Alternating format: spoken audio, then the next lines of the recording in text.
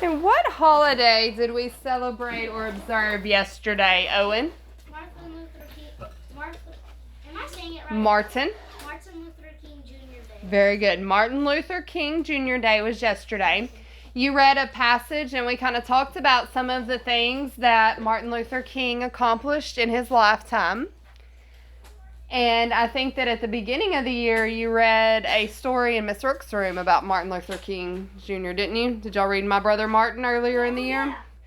Okay, so you should know some things about Martin Luther King Jr.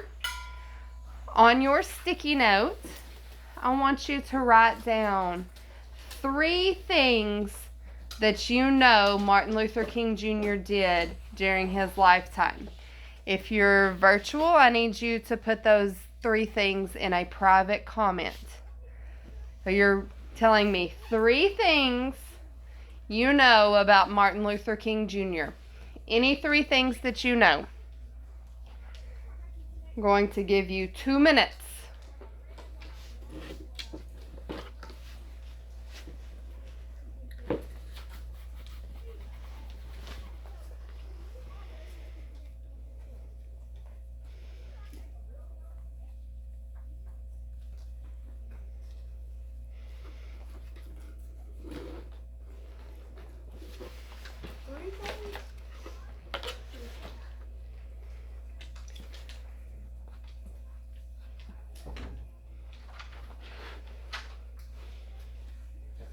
Okay.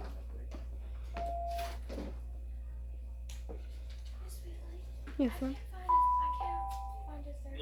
That is correct. Okay.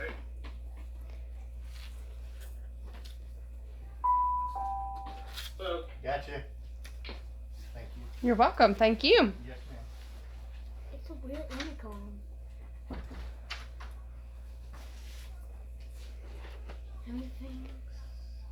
You have 1 minute left. 3 things you know about Martin Luther King Jr.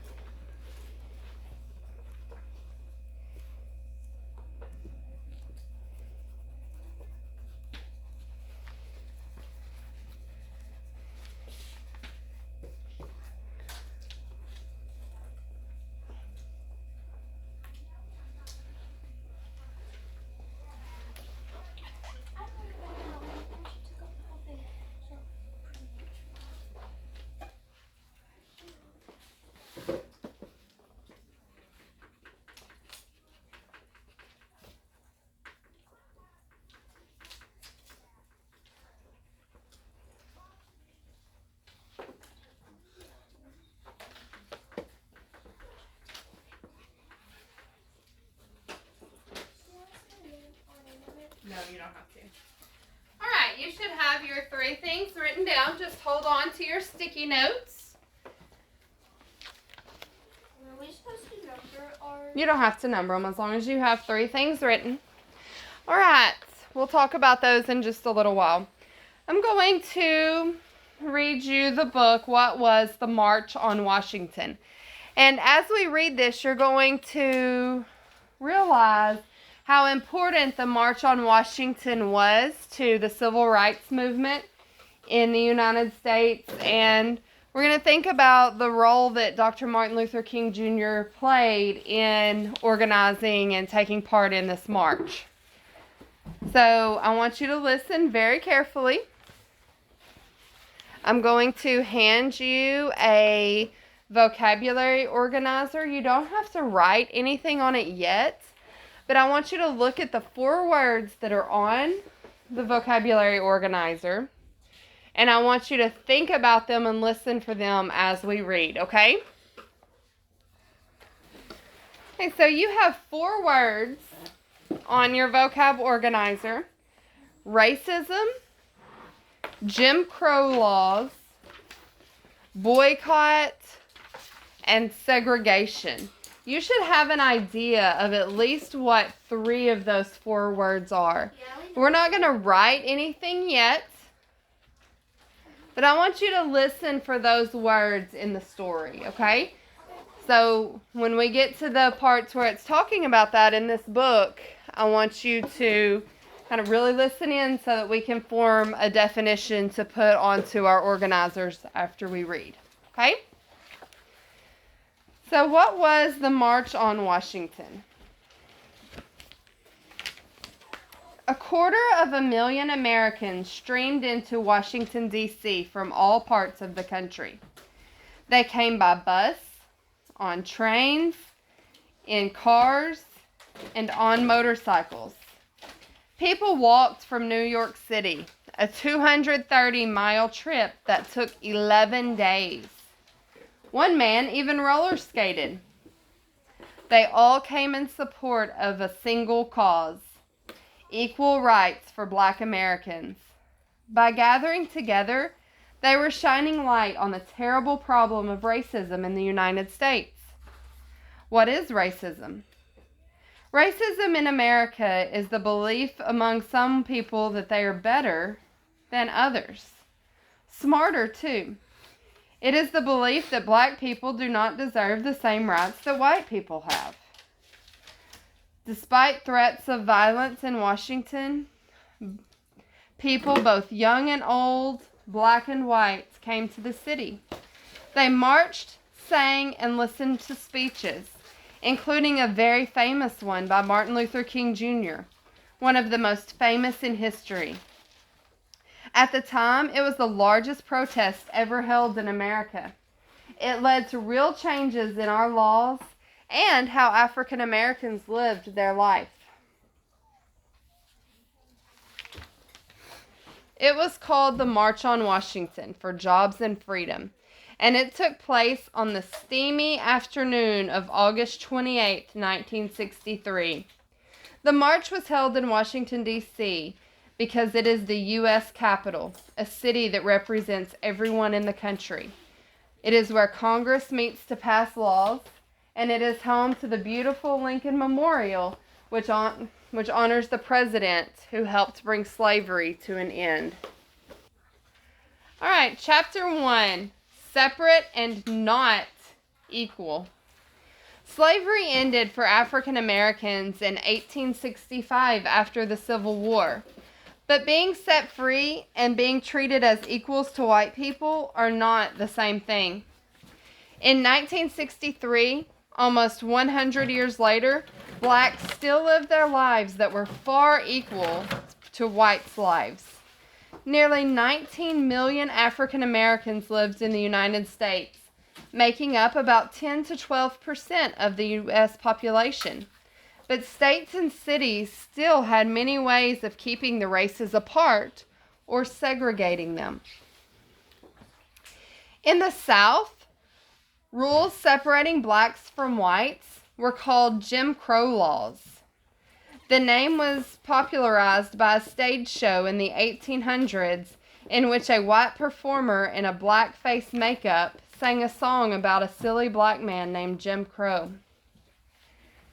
Jim Crow laws said that Blacks couldn't buy houses in certain neighborhoods. They had to live in less desirable areas. Their public bathrooms were separate, as were sections in theaters and drinking fountains. Some fountains labeled colored did not even have cool water. African Americans weren't allowed to try on clothes before buying them. Certain swimming pools and amusement parks were off limits to them, as were certain restaurants and diners. That's not fair. Absolutely not. Why are laws like that Birmingham, Alabama even banned blacks and whites from playing card games together, as well as dice, dominoes, checkers, baseball, softball, football, basketball, or other similar games. In the South, schools and colleges were segregated. So were hospitals, orphanages, funeral homes, cemeteries, and all forms of public transportation. On buses, blacks could only sit in the back, and they had to give up their seats if white people wanted it. Conditions were a little better for blacks in the North, but by custom and practice, the races were still mostly segregated there too. Special laws made it difficult for blacks to vote and elect people who would fight for their rights. For instance, in Alabama, black people had to take a reading test with tricky questions before they could even sign up to vote. White people didn't have to do this. Do you think that was fair? No, I hate the word black. In 1963, it was still against the law in 21 states for a black and white couple to get married. In 1963, America seemed to be split into two different countries, separate and definitely not equal. The jobs open to blacks were usually low-paying jobs: maids, janitors, dishwashers, drivers, garbage collectors, cotton pickers, tobacco field hands. On TV and in the movies, blacks were portrayed in these same roles. Professional sports teams were segregated too. Modern Major League Baseball teams were all white until Jackie Robinson joined the Brooklyn Dodgers in 1947. Who is Jackie Robinson? He had to promise the team owner that he would take insults in silence and ignore hate mail and death threats. So let's take a minute to talk about that. So professional baseball, all professional sports, did not have any black people playing. The very first player that was allowed to join a Major League Baseball team's name was Jackie Robinson. And before he could become part of the team, he had to make a promise to the team owner that if somebody insulted him, called him ugly names, said mean things to him, he couldn't say anything back. He just had to ignore them and pretend like he didn't even hear it. Even if they sent hate mail, they could send letters telling him how much they hated him, disliked him, calling him all kinds of ugly names, even death threats, even people threatening to kill him or his family or harm them. He had to ignore all of that. I don't want you to talk about it. I just want you to take a minute just to think about what that would be like. Just to be able to play sports. What would happen if a black person disobeyed the Jim Crow laws? They'd be arrested. In 1955, 14-year-old Emmett Till was beaten to death because he may have whistled at a white woman. And then there was lynching. A lynching is a public hanging that could be imposed for any offense, even an imaginary one. The body would often be left dangling for others to see. Between 1882 and 1963, almost 3,500 blacks were lynched. Without any basic civil rights, it was almost impossible for blacks to fight back. This was normal life, and it did not appear that it would ever change. But by the 1950s, brave African Americans were starting to fight, not with their fists, but through actions that they said they were fed up with being treated this way. This kind of protest is called nonviolent civil disobedience. The protesters were deliberately disobeying laws in ways that did not use violence. For instance, a group of black college students would sit at white lunch counters in different southern cities. They knew they wouldn't be served, but they sat quietly and they behaved politely. Most often, the sit-ins ended when police came and dragged them off to jail. It wasn't just young black people that protested. In 1955, a middle-aged seamstress named Rosa Parks was arrested in Montgomery, Alabama. She refused to give up her seat on a public bus to a white person. Right after that, a young preacher, Dr. Martin Luther King Jr., told the black people of Montgomery, Alabama to boycott public buses. They should stop riding them and find other ways to get around. The bus boycott lasted more than a year, and it worked. The Supreme Court finally outlawed segregated buses in 1956. For his part in the boycott, King now emerged as a national leader. The hottest spot in 1963 was Birmingham, Alabama.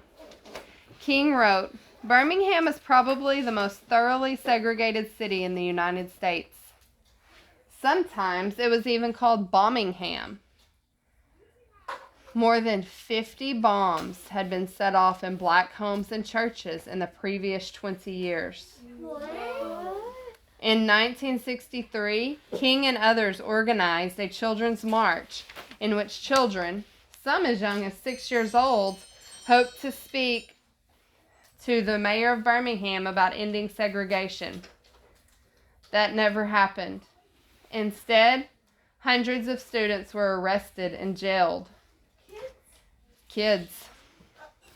Scenes of cruelty were broadcast on TV while white adults threw bricks and bottles at the young marchers, and police turned on high-pressure water hoses, the kind that they used to put out fires. There's so much pressure, kids were lifted into the air and slammed into the pavement or into buildings. Then the police brought out snarling attack dogs. Many kids thought they were about to die. Some even had to be hospitalized.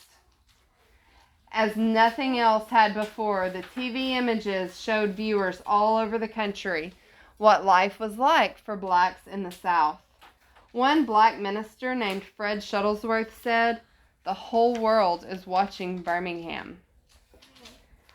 1963 was heating to a boil. Civil rights protests were taking place in many different areas, but not on a national level. It was time for many people to speak with one voice on a national stage in Washington, D.C. All right, let's talk about the definitions that you have. The first word that is on your organizer is racism. Somebody raise your hand and tell me what racism is. Jacob? The belief that white people are better and smarter than blacks. Okay, very good. For your definition, we're going to write the belief that some people are better than others. How do you spell belief? B-E-L-I-E-F. B-I-E-F. Uh-huh. I thought it was E. Okay, I'm going to say it one more time. The belief that some people are better than others based on their race. I'm going to give you just a minute to write it down.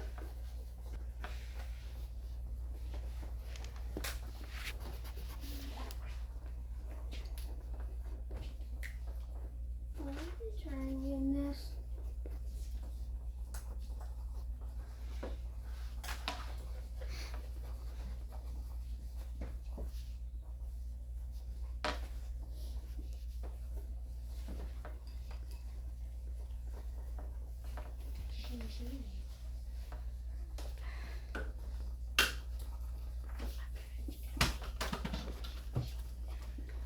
Miss Whitley, is it okay if it went out of the box a little bit? Yes, that's fine.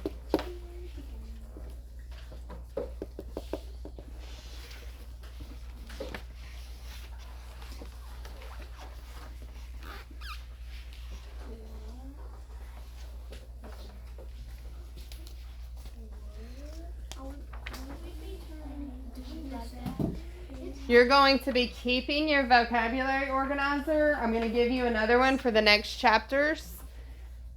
And when we finish this book, we'll have a test with, or a quiz with your vocabulary. So you're going to keep this and use it to help you study. Racism is the belief that some people are better than others based on their race.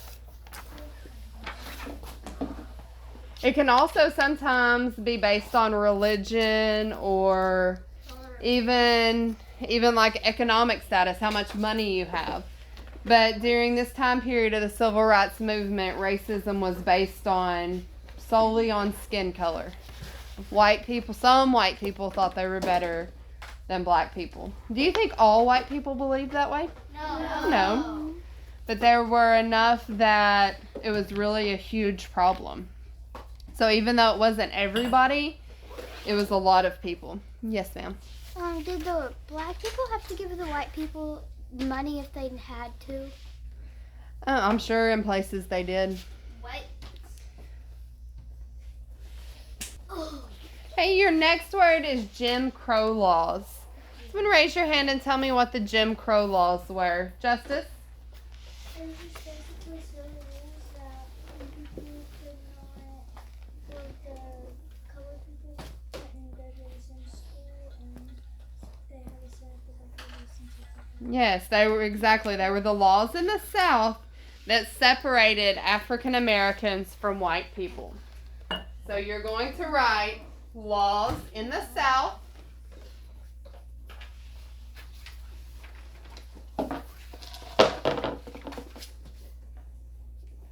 that separated African Americans from white people.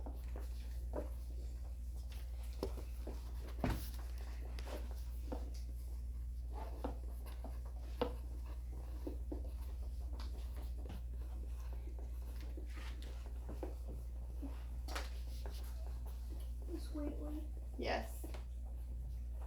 I think you spelled "in" wrong. I-N.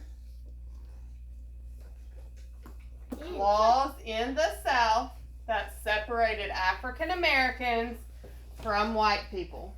How do you spell separated? Without the it's up on the board. Well, I can't see SEPARATED.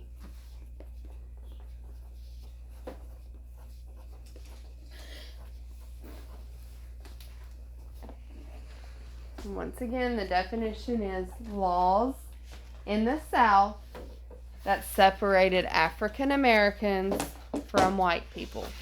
Okay,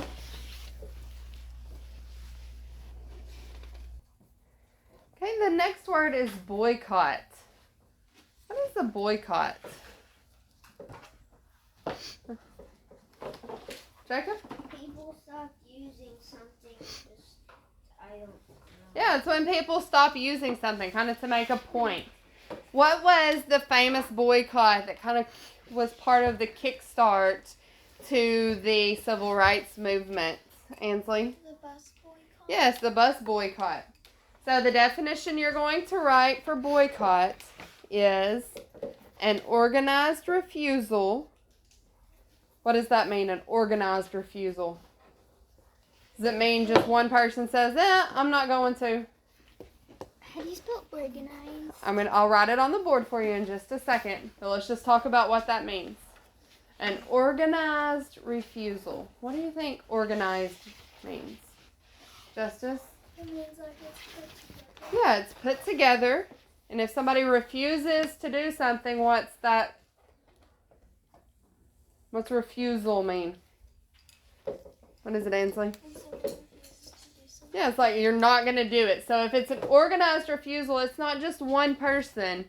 It's a group of people that are refusing to or not going to have any dealings with a person, a country, or a business to show disapproval or to try to make a change. Okay? If you're disapproved or you're showing disapproval, what does that mean? What does that mean, Cadence? Huh? Does it mean that you like something? Means if you disapprove, it means you don't like it. So we're going to write an organized refusal.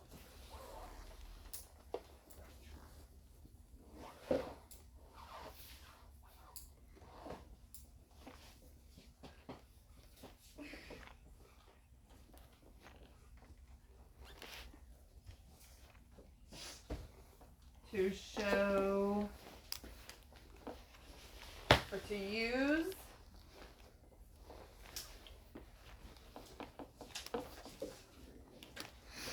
something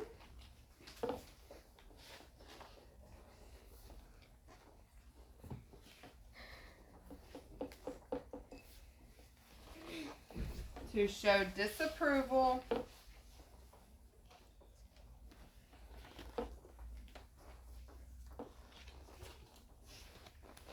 or to try to make a change.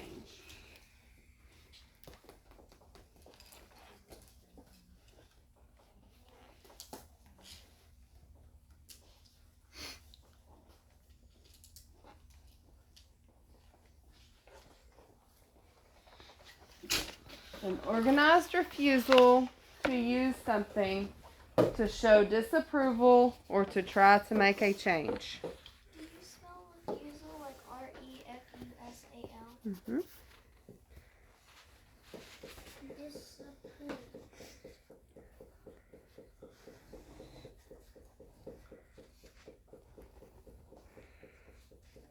Disapprove. What's that one word down at the very first thing? An organized refusal to use something to show disapproval, to try to make a change.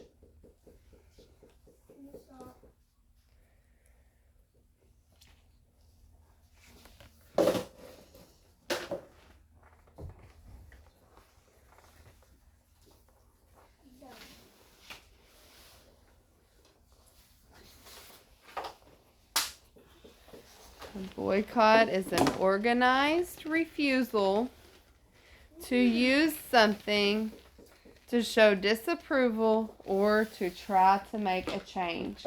It might also be from buying something or going places. But in the civil rights movement, we know the famous boycott was of the public bus transportation. The last definition we have today is segregation.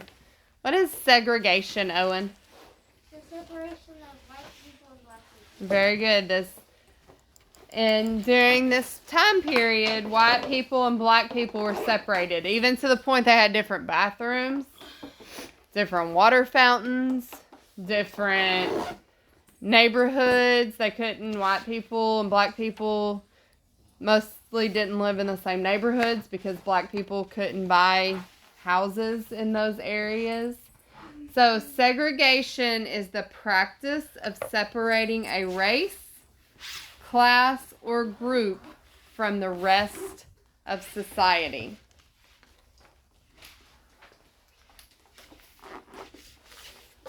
The practice of separating a race,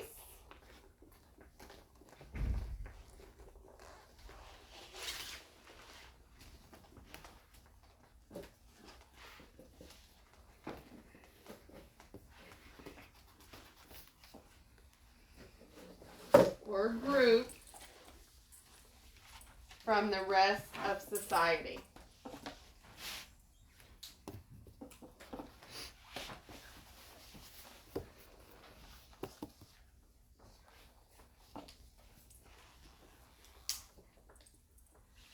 Take a minute to get that written down.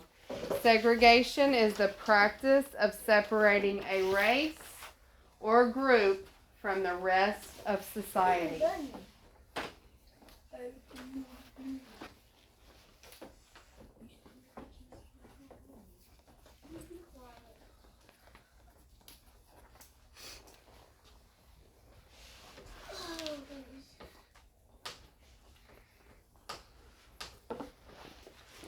Alright, so segregation is the practice of separating a race or group from the rest of society.